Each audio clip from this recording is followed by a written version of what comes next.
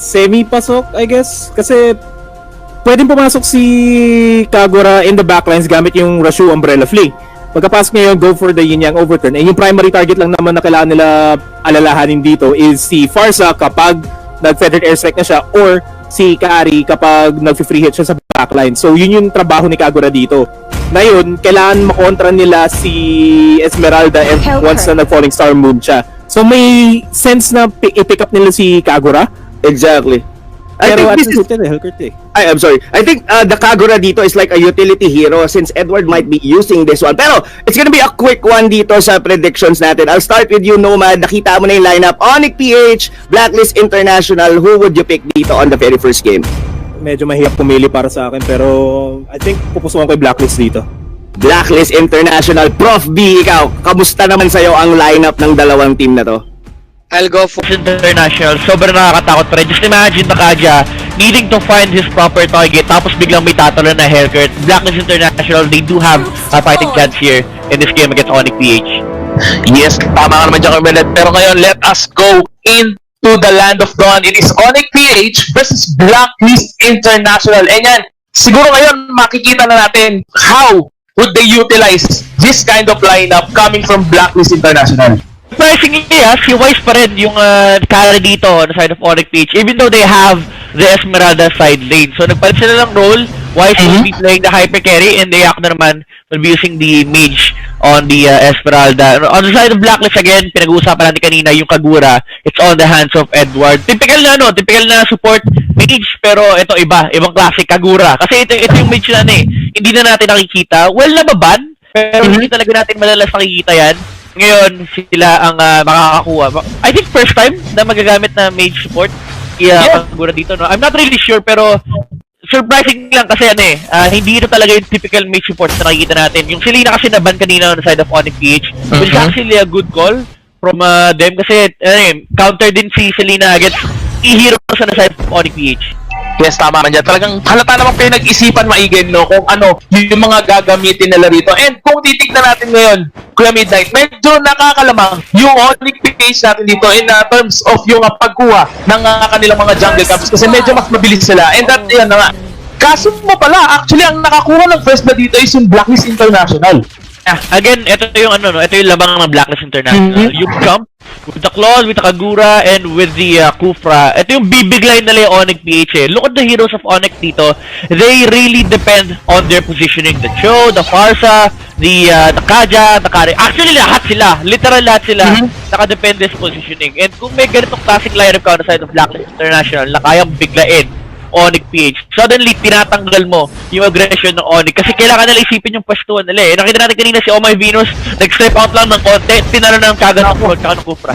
Tama ka nga dyan, Kuya Midnight. Pero ngayon, tignan mo naman yung pinag-usapan kanina ng mga panelists natin na both of these teams talaga namang napakaganda ng pag-rotate sa mapa. Makikita natin, pareho sila ngayon na nakakuha ng outer lane turrets natin dito sa baba at sa taas nila.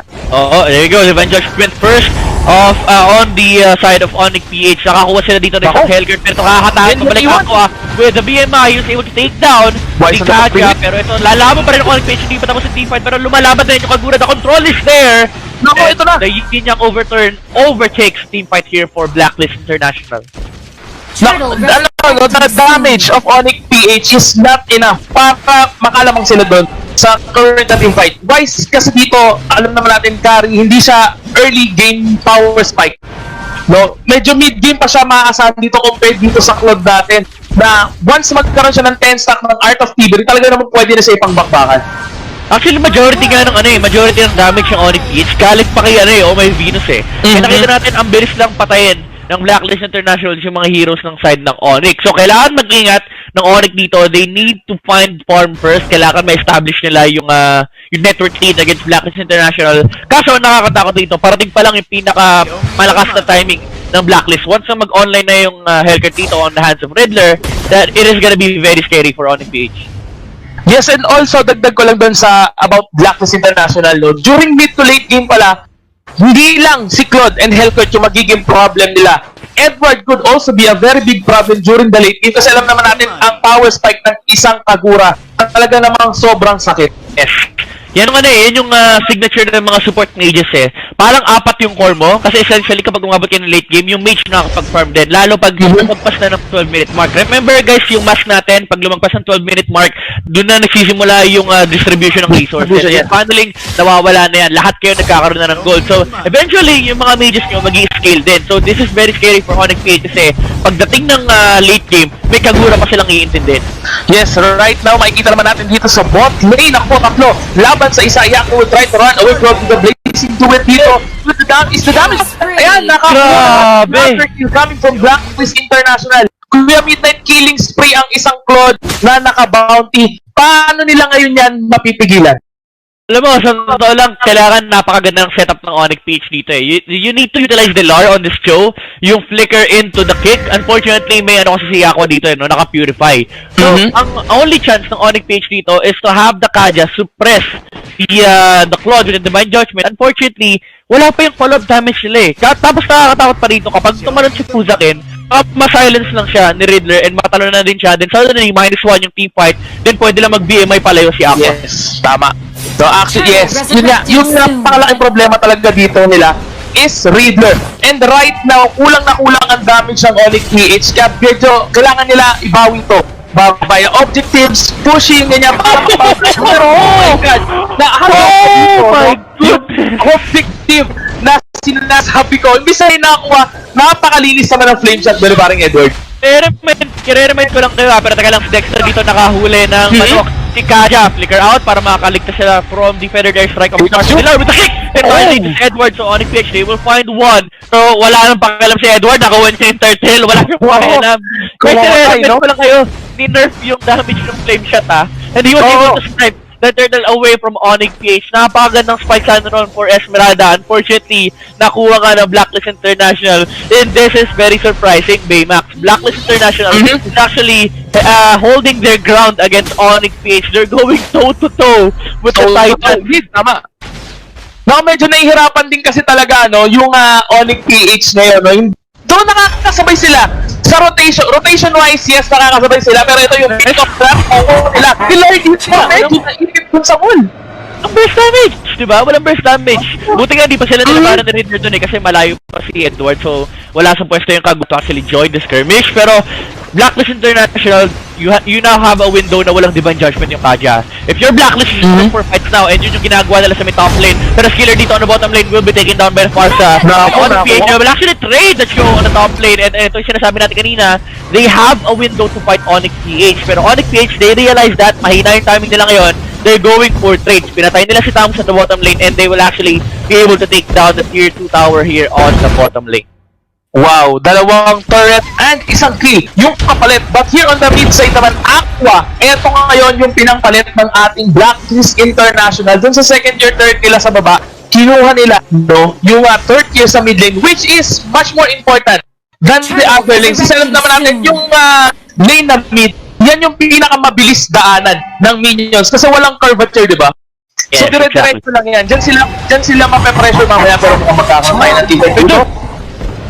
Medyo awit yung talon ni Raider doon medyo support so hindi aabutan yung carry. Pero may counter-objective naman. May counter-objective will be taken by the Claude. And nahuli! Mga kaibigan! Si Pusa dito! Blazing Duet from Aqua! Nako po!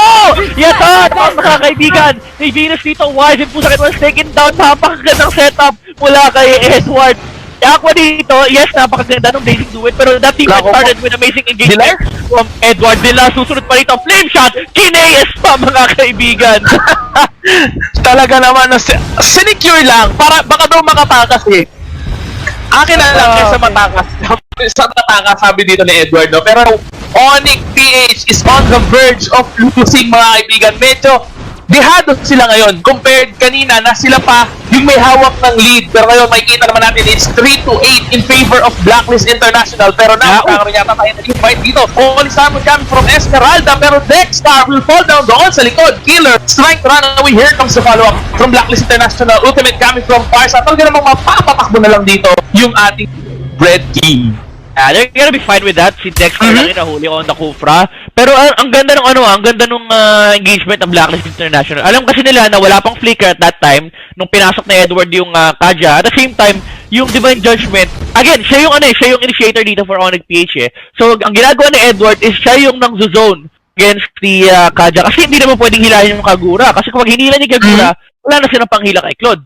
So the opening for Blacklist International is allowed by Edward. Etong taong to talagang nagbibigay ng window for Blacklist International to find good team fights against Onyx PH. And mind you, ginamit din yung ginamit din yung Feather Dive Strike kanina kaya hindi na sila lumaban. Pero ngayon Onyx PH, ito na yung timing nila. Meron silang Divine Judgment, may flicker both on Kaja and the Cho. So they need to look for engagements now. Yes. They need to, I think, actually, Kuya Midnight, no? They need to pick off dito yung Kagura natin. No? Kasi feeling ko lang, kapag nawala yung Kagura, they will not have the hardship na during the team fights. Kasi dalawa na lang eh, yung po problemahin nila. But now, yung si killer natin with the Raptamus actually now has talaga magpa-follow up dito yung Blacklist International. No? Pero the problem about dun nga pala, no, sa pag-picos mo, kung sakaring si killer nga lang yung nag-iisa, tandaan mo na natin actually na may pakpak na eh. Meron na siyang Queen's Wings eh. Mahirap na rin siyang pick off eh. Talaga, so kaya pala talagang napakalaki na problema ngayon dito ng Onyx PH.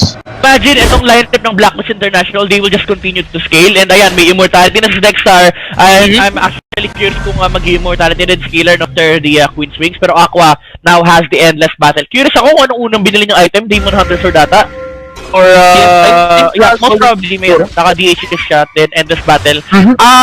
Siguro, I think for me, yung item build up the Aqua dito, no, after the Endless Battle, you should go for Immortality as well, para kahit mahuli man siya ni Kaja, he has a second round. So, kapag meron kang second round against the lineup ng Onyx PH, kasi full committal to eh, full committal yung lineup ng Onyx PH dito. If you have exhausted everything, tapos buhay pa yung Claude with the Immortality, ang hirap patay niya. There you go, meron na siyang biniling dito, no, components ng item. I'm not entirely sure kung Swing Set or Immortality, pero sobrang yaman pala ni Aqua, no? May Endless Battle, may Golden Staff, may Demon Hunter Sword pa.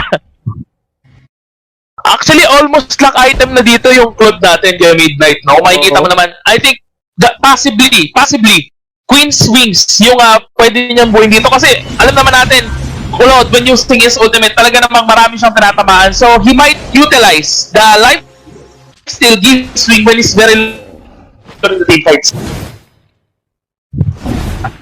Ang problem mo kasi dito is kapag na-burst yan ni Kaja at ni Esmeralda, no? Pero both of the items will do the same thing. The Queen and Immortality will allow him to survive Riddler, popping the ultimate, pero wala siyang nahuling, wala siyang makikitang possible engagement dito against Onyx PH. Pero the first tower has been taken down on their base. Onyx PH, kinakabahan na sila dito. They're the number 1 team, pero Blacklist International, pinapayuko nila ang Onyx. Yes, actually hindi natin inaasahan na ganito kaganda ngayon ang ipapakita ng Blacklist International because yung huling matchup nila last week actually is a defeat coming from yung ating Sunshine. Oh my God! Pero ultimate coming from Dexter dito, follow-up finish from the Claude, double kill from Edward. Kita mo naman, Edward here dealing the damage instead of Claude. Wala pa tayong Blazing Duet yan. But 2 kills taken. Blazing Duet inactivated dito by Aqua. Dexter still going in kahit wala na siyang buhay. Claude on the free hit dito trying to end the game. Helbert with last hit. The Stingers doon sa top lane. Pero Blacklist International now trying to end the game. Dito kayo Midnight. Dexter still being aggressive wise. The Phantom Step but is not enough to defend their plan against Blacklist International. Gusto ko lang sabihin yung huling push, walang minions, pero sabi ng